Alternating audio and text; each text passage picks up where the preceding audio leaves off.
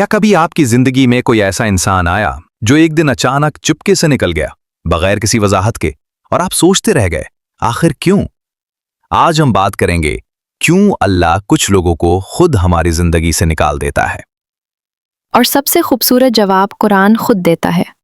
सूरह निसा में अल्लाह फरमाता है, मा असाबक मिन हसनतिन फमिन अल्लाह वमा असाबक मिन सय्यतिन फमिन नफ्सिक। यानी तुम्हें जो भलाई मिलती है वो अल्लाह की तरफ से है।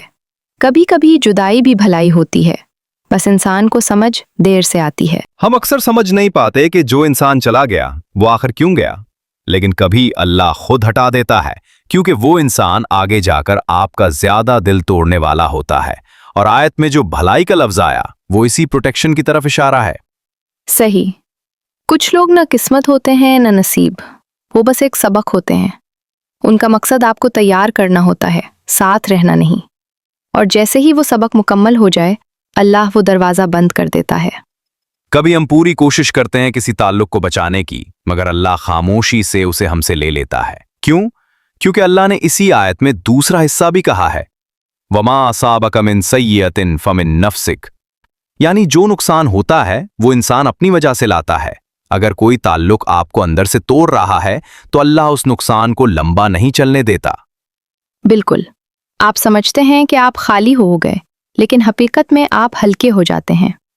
आपको लगता है रिश्ता गया, लेकिन अल्लाह कहता है नहीं, मैंने तुम्हें बचाया है। हम दुआ करते रहते हैं, या अल्लाह इसे मुझसे दूर ना कर।